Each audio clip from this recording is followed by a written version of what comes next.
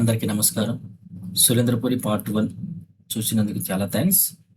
ఇప్పుడు పున్నా సత్యనారాయణ కళాధామంలో పార్ట్ 2 వీడియోని చూద్దాం. Let's go. పార్ట్ 1లో మహాభారతంతో స్టార్ట్ చేసాం. పార్ట్ 2 రామాయణంతో స్టార్ట్ చేద్దాం.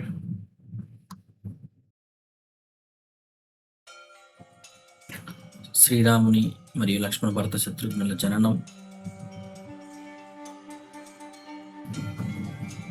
వారి విద్యాభ్యాసం, మునుని యాగాలకు భంగం కలిగిస్తున్నటువంటి రాక్షసులను విలువిద్యతో అంతమొందించటం, శివధనస్సుని విరచటం, సీతాదేవితో పరిణయం, ఆ తర్వాత ఘట్టంలో రామలక్ష్మణులు సీతాదేవి వనవాసానికి వెళ్ళటం,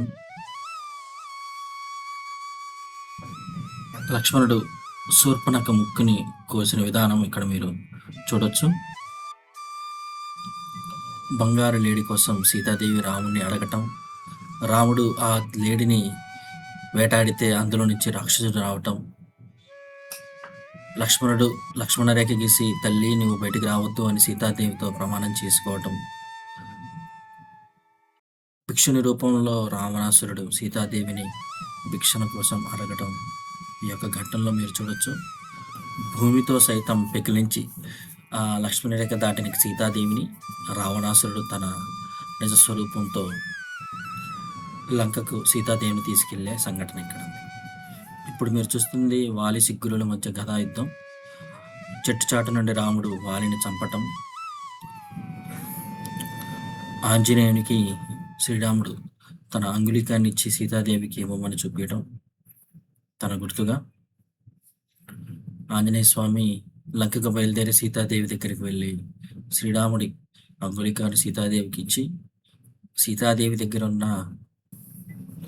చూడామణి అనే పేరు గల అంగుళికాన్ని తిరిగి తీసుకొని రావటం ఆ ఘట్టంలో చూడొచ్చు. ఇక్కడ మీరు చూస్తున్నది రావణునిపై యుద్ధం కోసం ఆంజనేయ స్వామి తన భుజస్కంధాలపై రాముణ్ణి మరియు లక్ష్మణుణ్ణి ఆకాశంలో ఎగురుతూ తీసుకెళ్లే దృశ్యం ఇది. చాలా బాగా డిజైన్ చేశారు.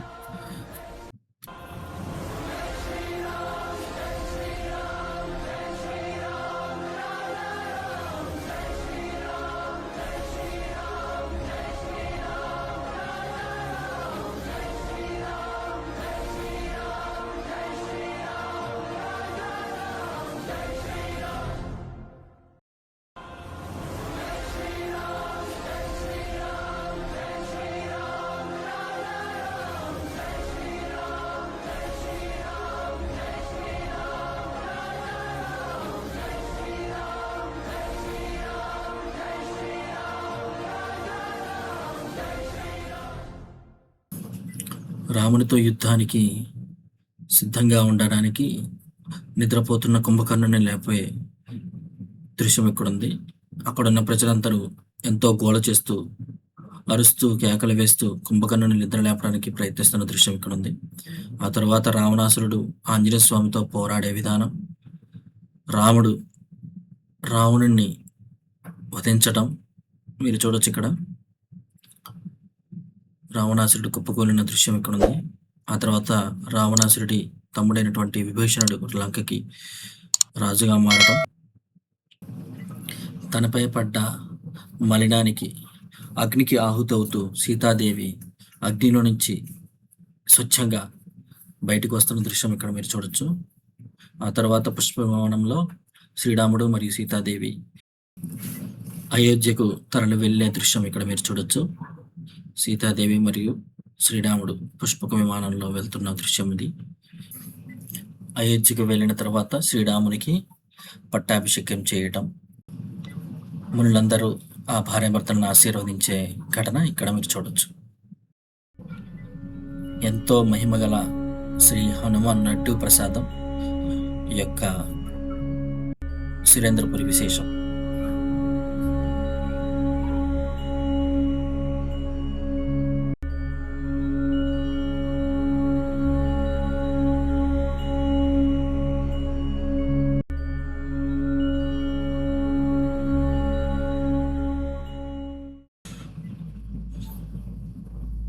ఇప్పుడు మీరు చూస్తున్నది బ్రహ్మలోకం. ఇటువైపు అటువైపు దేవతలు దేవుళ్ళు ధ్యానంలో ఉండటం మీరు చూడొచ్చు.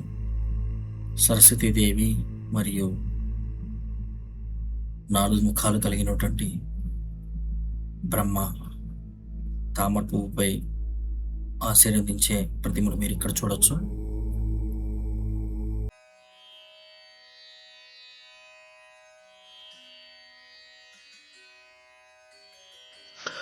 శివుడి గంగను తన జటాజూటంలో తన తలపైన ధరించడం ఈ యొక్క సన్నివేశం.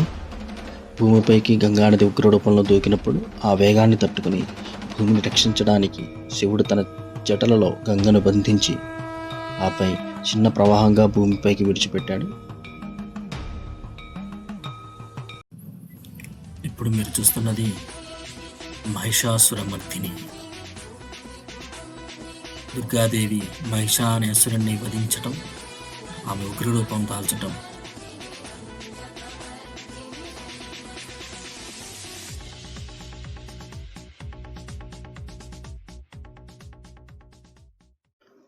ఇప్పుడు మీరు చూస్తున్నది అఘాసురుడు. భగవత్ పురాణంలో ఒక భయంకరమైన రాక్షసుడు, కంసుని సైన్యాధిపతుల్లో ఒకడు మరియు పూతన బకాసురుల సోదరుడు. ఇది చూసినట్లయితే అంతా పాము ఆకారంలో ఉండే నమూనా. శ్రీకృష్ణుని చంపడానికి కంసుడు పంపిన అఘాసురుడు ఒక భారీ కొండ చిలువ రూపంలో. మీరు చూస్తున్నట్లయితే అంత పెద్ద భారీ కొండ చిలువ. ఈ కొండ చిలువ లోపల నుంచి మనం వెళ్తున్నాం. పాము నోట్లో నుండి లోపలికి వచ్చేసాం. ఇక్కడ మీరు చూస్తున్నట్లయితే కృష్ణుడు వత్యాసురుడును, ధేనుకాసురుడు, ప్రళంబాసురుడు మరియు శకటాసురులను చంపిన విధానం.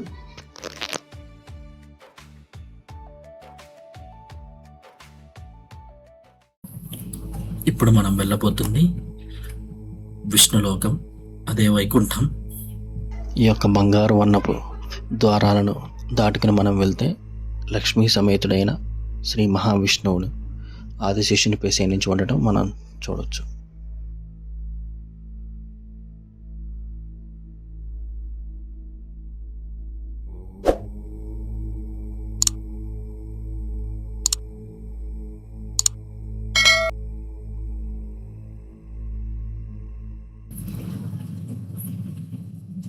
మహిసభలోకి వచ్చాం. మహాభారతంలో పాండవులు నివసించేటి ఇంద్రప్రస్థానంలో ఉన్నటువంటి ఈ మహిసభ కురుక్షేత్ర యుద్ధానికి ముఖ్యమంత్రి కారణం. సుయోధనుడు ఈ మహిసభలోకి వచ్చి భంగపడటం, అది చూసి ద్రౌపది నవ్వటం మీరు చూడొచ్చు. ఏమి సభాభవన గర్భమున సుందర జలచర సంచయ జలాశయమా? అంతయు మాయామోహితముగా ఉన్నది.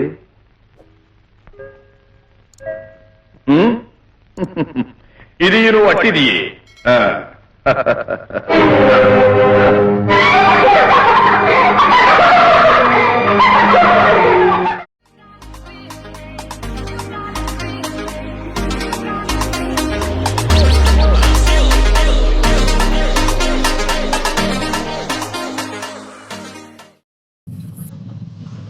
మహాభారతంలో కురుక్షేత్ర యుద్ధానికి చాలా పెద్దపీట ఉంది.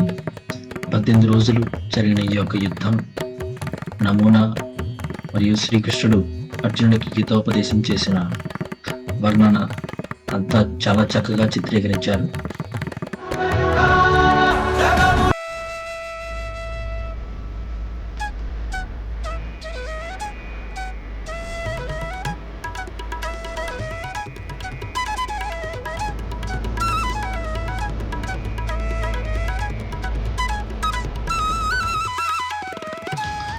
యుద్ధాలను ఇష్టపడే వారికి బాహుబలి లాంటి సినిమాలు, గేమ్ ఆఫ్ థ్రోన్స్ లాంటి వెబ్ సిరీస్ ఇష్టపడే వాళ్ళందరికీ బాగా నచ్చే సంఘటన ఇప్పుడు మనం చూడబోయేది.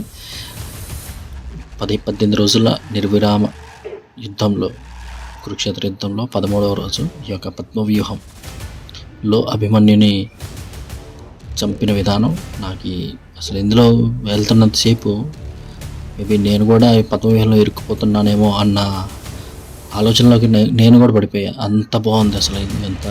మీరు ఖచ్చితంగా కొంచెం వీడియో లెంతీగా ఉంటుంది, బట్ స్టిల్ ప్లీజ్ నేను ఫాస్ట్ ఫార్వర్డ్లో పెట్టి తీసి చూపిస్తున్నా. నాకు 10 నిమిషాల దాకా పట్టింది తిరగడానికి, ఎందుకంటే అంత బాగుంది. లోపల ఒక చట్టంలోకి వెళ్ళిన తర్వాత మనకే తెలియట్లేదు మనం ఎందులో ఇరుక్కుపోతున్నాం ఏంటనేది. 5 to 10 minutes నా పట్టింది నాకు. Please watch it, worth watch అండి. ఇది చాలా బాగుంది. సురేంద్రపూర్కి వచ్చిన వాళ్ళందరికీ ఇది బాగా నచ్చింది. యాక్షన్ ఎపిసోడ్స్ని చూసే వాళ్ళకి, మేబీ రాజమౌళి లాంటి డైరెక్టర్లకి ఈ పద్మవ్యూహం అనేది మేబీ వాళ్ళకి ఏం చెప్పాలి రిఫరెన్స్ కాకపోవచ్చు. అందుకే అతని సినిమాలు అన్నింటిలోనూ మహాభారతం, రామాయణం ఇవన్నీ బ్యాక్గ్రౌండ్లో ఎక్కడ ఒక చోట వెళ్తూనే ఉంటుంది. So please do watch it. పద్మవ్యూహంలో అభిమన్యుడు ఇరుక్కోవటం, ఆ యొక్క యుద్ధంలో ఎలా చనిపోయాడు ఏంటనేది అంతా చాలా బాగుంది.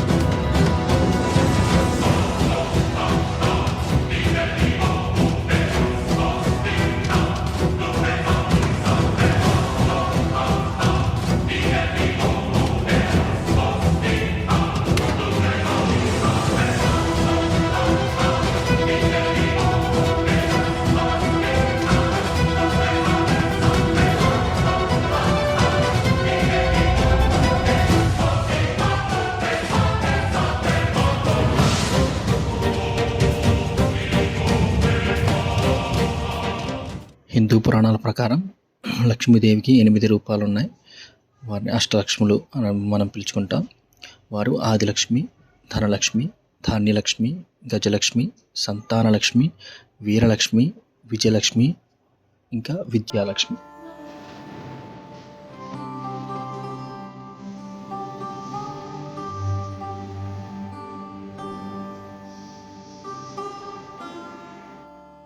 బౌద్ధ మత స్థాపకుడైనటువంటి గౌతమ బుద్ధుని గురించి, గౌతమ బుద్ధుడు బోధ్గయలోని రావి చెట్టు కింద, అదే బోధి చెట్టు అని అంటాం, 49 రోజుల ధ్యానం తర్వాత జ్ఞానిగా మారిన విధానం. తెలంగాణ రాష్ట్రాల్లో జరిగే అతిపెద్ద గిరిజన జాతర మేడారం సమ్మక్క సారక జాతర. వాళ్ళ యొక్క నమూనాలు ఇక్కడ చూడొచ్చు. అక్కడ నైవేద్యంగా బెల్లాన్ని సమర్పిస్తారు. దాన్నే బంగారం అని పిలుచుకుంటారు. తక్కెట్లో మనిషి బరువు సరిపడంత బంగారాన్ని తూకిన తర్వాత దానిని భక్తులకి నైవేద్యంగా సమర్పించడం ఇక్కడ ఆనవాయితీ. ఇప్పుడు చూస్తున్నది భద్రాచలంలోని శ్రీ సీతారాములు మరియు లక్ష్మణుల ప్రతిమలు. ఒరిస్సాలోని పూరి జగన్నాథ టెంపుల్, తమిళనాడులోని ఆండాలమ్మవారు, తమిళనాడులోని వినాయక స్వామి, శబరిమలలోని అయ్యప్ప స్వామి, అదేవిధంగా బోగుర్మనలోని సుబ్రహ్మణ్యేశ్వర స్వామి.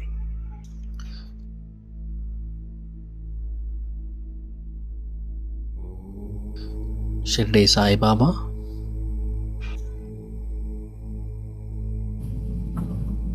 భవానీ మాత,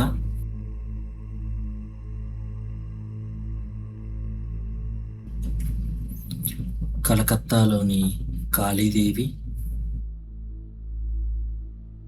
మహారాష్ట్రలోని మహాలక్ష్మి, మహాసరస్వతి మరియు మహాపార్వతుల విగ్రహాలు, మహారాష్ట్రలోని ముంబాదేవి,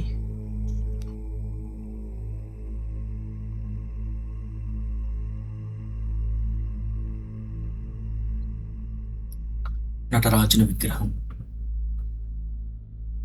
ఈ వీడియోని మొదటి నుంచి చివరి దాకా చూసినందుకు చాలా చాలా చాలా థ్యాంక్స్. 350 రూపీస్ టికెట్ తీసుకుంటే చాలు భారతదేశంలోని అన్ని పుణ్యక్షేత్రాలన్నీ చూసినట్లే. ఈ యొక్క సురేంద్రపురి లోపలికి వస్తే మధ్యాహ్నం 1:30కి స్టార్ట్ చేశాను, 4:30 దాకా అయింది. 3 hours పట్టింది నాకు మొత్తం తిరగడానికి. చాలా బాగుంది, వర్త్ వాచ్.